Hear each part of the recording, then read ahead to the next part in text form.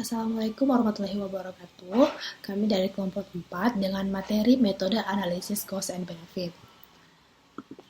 Nama-nama anggota kelompok kami yaitu yang pertama Nurfatna Nabila, yang kedua Febri Aji, yang ketiga Alianza, yang keempat Irfan Revaldo, dan yang kelima Demiatiani. Selanjutnya saya akan menjelaskan mengenai materi cost benefit. Yang pertama saya ingin menjelaskan pengertian menurut para ahli. Yang pertama yaitu menurut Siegel dan Sim di tahun 1994. Cost benefit analysis merupakan cara untuk menentukan apakah hasil yang menguntungkan dari sebuah alternatif akan cukup untuk dijadikan alasan untuk menentukan biaya pengambilan alternatif. Analisis ini telah dipakai secara luas dalam hubungannya dengan proyek pengeluaran modal. Yang selanjutnya menurut Vogenberg tahun 2001. Ia mendefinisikan cost-benefit analysis sebagai tipe analisis yang mengukur biaya dan manfaat suatu investasi dengan beberapa ukuran moneter. Cost-benefit analysis merupakan tipe penelitian farmakoekonomi yang komprehensif dan sulit dilakukan karena mengkonversikan benefit atau manfaat ke dalam nilai uang. Yang ketiga menurut Ken di tahun 2003. Cost benefit analysis merupakan analisis bisnis untuk memberikan gambaran kenapa harus memilih atau tidak memilih spesifikasi dari suatu investasi. Yang terakhir menurut Shin Jones di tahun 2004. Cost benefit analysis adalah suatu teknik untuk menganalisis biaya dan manfaat yang melibatkan estimasi dan mengevaluasi dari manfaat yang terkait dengan alternatif tindakan yang akan dilakukan. Atau secara garis besar, maka cost benefit analysis adalah suatu analisis yang sistematis yang digunakan untuk menghitung serta membandingkan biaya dan manfaat dari suatu proyek, keputusan maupun kebijakan. Selanjutnya, saya akan menjelaskan manfaat dari cost and benefit analysis. Cost benefit analysis atau CBA memiliki manfaat, yaitu dapat membantu dalam proses pengambilan keputusan baik pemerintah maupun sumber dana. Dengan adanya cost benefit analysis, sumber dana dapat lebih yakin untuk menginvestasikan dana dalam berbagai proyek. Selain itu, cost benefit dapat dilakukan juga untuk mengontrol perkembangan proyek yang bersangkutan pada tahun-tahun ke depannya. Cost benefit analysis juga bermanfaat untuk mengevaluasi proyek yang telah selesai dikerjakan. Tujuan dilakukan evaluasi tersebut untuk mengetahui kinerja suatu proyek dan hasil analisis yang telah dilakukan, sehingga dapat digunakan untuk perbaikan proyek ke depannya. Selanjutnya adalah kekuatan cost benefit analysis. Yang pertama adalah penggunaan sumber. Sumber ekonomi menjadi lebih efisien. Kenapa lebih efisien? Jika efisien itu meningkat, pencapaian kesejahteraan masyarakat dari kebijakan publik yang diimplementasikan lebih maksimal. Analisis biaya manfaat dalam perhitungan biaya maupun manfaat diukur dengan mata uang sebagai unit nilai sehingga memudahkan efisiensi. Yang selanjutnya adalah sebagai dasar yang kuat guna mempengaruhi pengambilan keputusan. Contohnya seperti sebuah pemerintahan atau sumber dana atau investor dengan sangat meyakinkan mereka untuk menginvestasikan dana dalam berbagai proyek. Yang selanjutnya adalah dapat mengukur efisiensi ekonomi. Ketika suatu pilihan dapat meningkatkan efisiensi, pilihan tersebut harus diambil. Selanjutnya, tidak hanya membantu mengambil kebijakan untuk memilih alternatif terbaik dari pilihan yang ada. Yang dalam hal ini, pemilihan alternatif terbaik dilakukan berdasarkan alasan perbandingan antara life cycle benefit dengan biaya yang dikeluarkan, melainkan juga dapat membandingkan alternatif-alternatif tersebut. Selanjutnya, dapat mengontrol perkembangan baik dari proyek yang bersangkutan. Selanjutnya, dapat mengkualifikasi biaya dan manfaat yang bersifat kualitatif maupun intangible. Baiklah, berikut adalah kelemahan dari cost-benefit analysis. Yang pertama, analisis ini membutuhkan waktu dan proses yang lama. Kedua, tidak memiliki fleksibilitas tinggi. Yang ketiga, tidak dapat mengukur aspek multidimensional.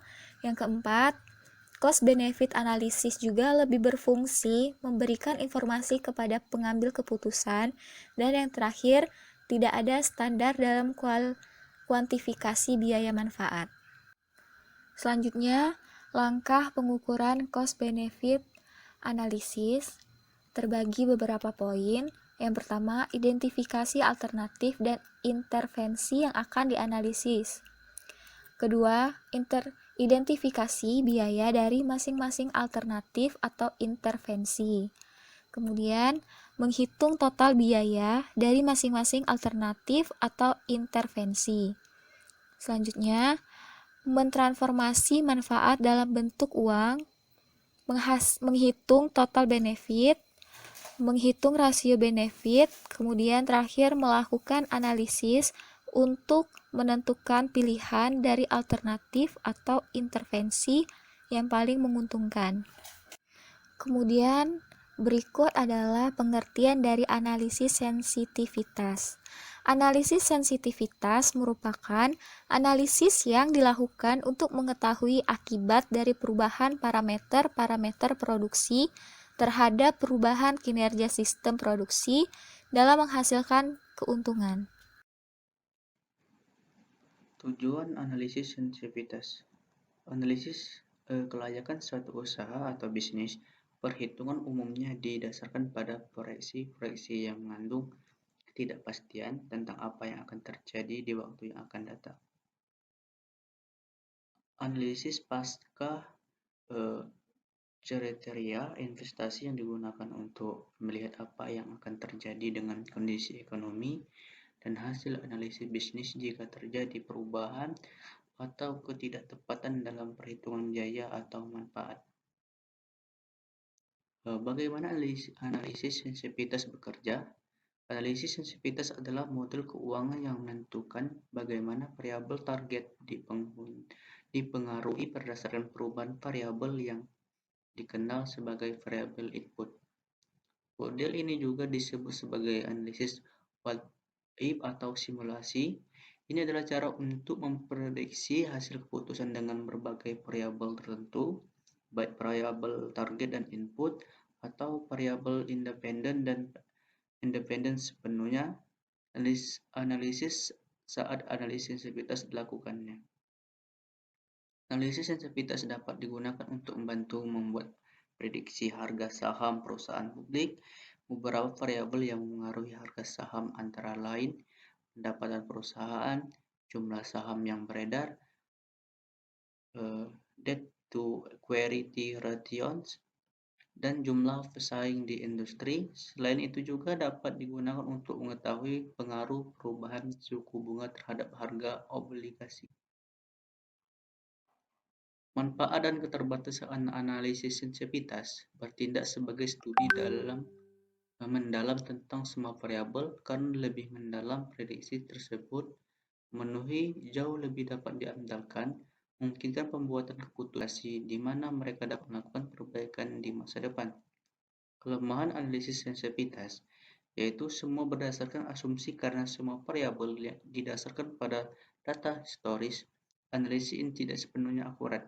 Jadi, kemungkinan ada ruang untuk kesalahan saat menerapkan analisis untuk prediksi di masa yang akan datang. Berikutnya adalah analisis efektivitas biaya. Analisis efektivitas biaya atau CEA adalah alternatif untuk analisis biaya manfaat CBA. Teknik ini membandingkan biaya relatif dengan hasil dari dua atau lebih kursus tindakan. CEA paling berguna ketika analisis menghadapi kendala yang mencegah mereka melakukan analisis biaya manfaat.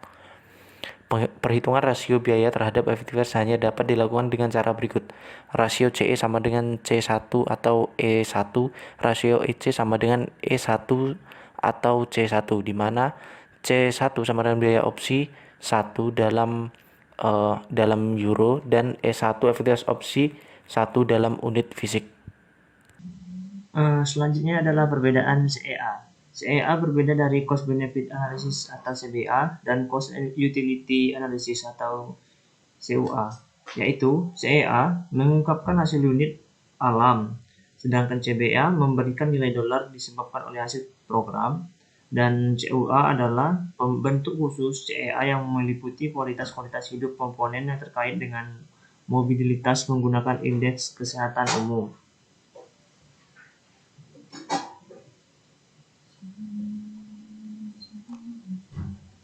Selanjutnya, keuntungan dan kelemahan CEA. Keuntungan dari CEA yaitu hemat waktu dan sumber daya intensif, lebih mudah untuk memahami, lebih cocok untuk mengambil keputusan. Sedangkan kelemahan CEA adalah alternatif tidak dapat dibandingkan dengan tepat. Hal ini disebabkan oleh kenyataan bahwa sulitnya ditemui CEA yang ideal, di mana tiap-tiap alternatif identik pada semua kriteria, sehingga analisis mungkin mendesain suatu CEA harus sedapat mungkin membandingkan alternatif-alternatif tersebut. Yang kedua adalah keterbatasan pengukuran dalam CEA. Tidak berbeda jauh dengan CBA, yaitu adanya beberapa biaya dan pengaruh yang tidak dapat diukur dengan tepat, sehingga banyak CEA yang menggunakan asumsi. Mungkin itu saja.